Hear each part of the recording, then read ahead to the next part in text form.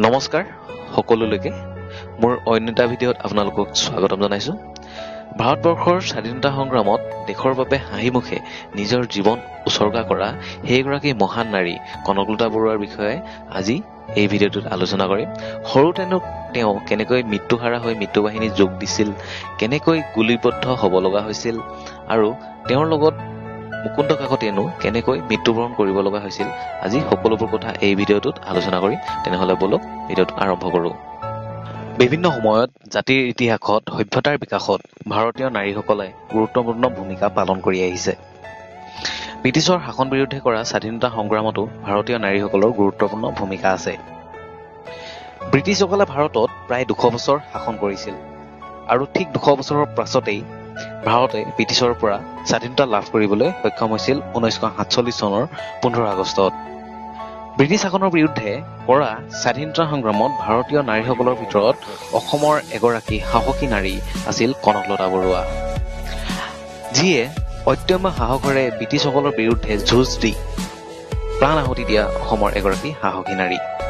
আজি তেওঁৰ বিষয়ে আলোচনা কৰিম। কনকলতা বৰুৱাৰ জন্ম হৈছিল 1924 চনৰ 22 ডিচেম্বৰ তাৰিখে শোণিতপুৰ জিলাৰ ছয়দুৱাৰ সমষ্টিৰ কলমপুৰ মৌজাৰ বৰঙাবাৰী গাঁৱত। তেখেতৰ পিতৃৰ নাম আছিল কৃষ্ণকান্ত বৰুৱা আৰু মাতৃৰ নাম আছিল কণেশ্বৰী বৰুৱা। তেখেতৰ এগৰাকী মৰম লগা ভগ্নী আছিল, যাৰ নাম আছিল দেৱবালা বৰুৱা, আৰু এগৰাকী মৰম লগা ভাতৃ আছিল, যাৰ নাম আছিল ৰজনীকান্ত বৰুৱা। তেখেতে সৰুতেই মাতৃহাৰা হোৱাত তেখেতৰ ককাক আৰু তেখেতৰ খুৰাকৰ লগত প্ৰতিপালনত তেওঁ ডাঙৰ দীঘল হৈছিল। কনকলতা বৰুৱা স্কুলীয়া জীৱন 3য় শ্ৰেণীলৈকে কৰিয়ে সমাপ্ত কৰিছিল। ইয়াৰ পাছত তেওঁৰ ভাতৃ আৰু ভগ্নীৰ দায়িত্ব অৰ্পণ কৰিব লগা হৈছিল আৰু যাৰ বাবে তেওঁ ঘৰৰ সকলো কাম, ৰোৱা তোলা কৰা, ৰন্ধা বঢ়া কৰা, কাপোৰ কানি ধোৱা, ঘৰৰ কাম কাজ কৰা আদিত তেওঁ পাৰ্গত আছিল, যাৰ বাবে ওচৰ চুবুৰীয়াৰ বাবে তাই এগৰাকী মৰম লগা বা সকলোৰে প্ৰিয়ৰ পাত্ৰ হৈ পৰিছিল।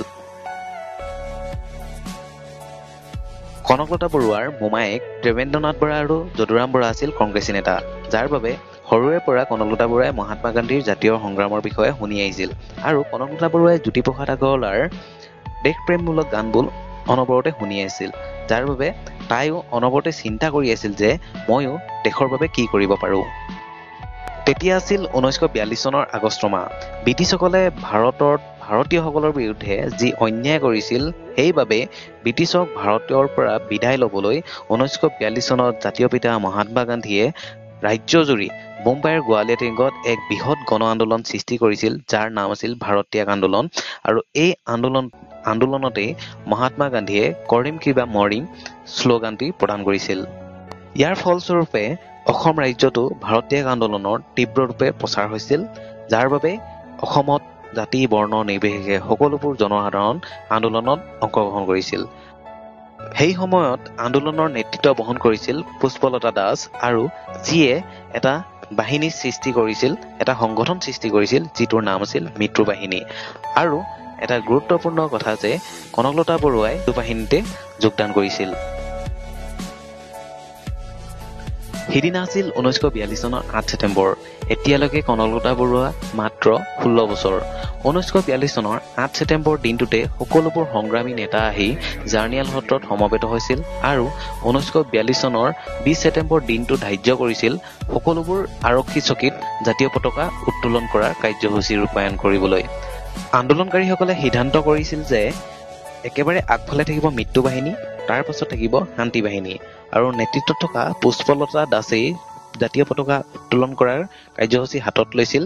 পৰৱৰ্তী সময়ত কনকলতা বৰুৱাই সেই দায়িত্ব হাতত লৈছিল আৰু তেওঁ আগবাঢ়ি আহিছিল। পৰিকল্পনা অনুসৰি 1942 চনৰ 20 ছেপ্টেম্বৰ তাৰিখে পতাকা উত্তোলন কাৰ্যসূচীৰ বাবে সকলো সংগ্ৰামী সাজু হৈছিল আৰু একেবাৰে আগত আছিল মৃত্যু বাহিনী, আৰু মৃত্যুৰ বাহিনীক নেতৃত্ব প্ৰদান কৰি আহিছিল কনকলতা বৰুৱাই।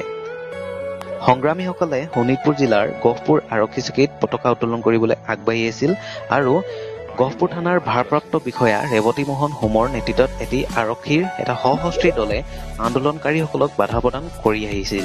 সংগ্ৰামীসকলে আৰক্ষীয়ে সকীয়াই দিয়াৰ পাছতো তেওঁলোকে আগবাঢ়ি গৈ আছিল, কিন্তু দেশমাতৃৰ বাবে প্ৰাণৰ আহুতি দিবলৈ কুণ্ঠাবোধ নকৰা কনকলতা বৰুৱাৰ নেতৃত্বত যোৱা সংগ্ৰামীসকলে আগবাঢ়ি গৈ আছিল আৰু শেষত ভাৰপ্ৰাপ্ত বিষয়া ৰেৱতী মোহন হোমে গুলীচালনা কৰিবলৈ নিৰ্দেশ প্ৰদান কৰিছিল। ইয়াৰ পৰিণতিত গুলীত প্ৰাণ আহুতি দিছিল কনকলতা বৰুৱাই। তেজে তুমুৰলি দেহেৰে বাগৰি পৰা কনকলতা বৰুৱাৰ হাতৰ পৰা ওলাই যাব ধৰা পতাকাখন থাপ মাৰি ধৰিছিল মুকুন্দ কাকতিয়েও আৰু পুলিচৰ গুলীত তেওঁ প্ৰাণৰ আহুতি দিব লগা হৈছিল। অৱশ্যে এই উত্তেজনাময় পৰিৱেশৰ মাজতেই পাছফালৰ পৰা উঠি গৈ গহপুৰ থানাত পতাকা উত্তোলন কৰিবলৈ সক্ষম হৈছিল কমলাবাৰীৰ ৰামপতি ৰাজখোৱাই।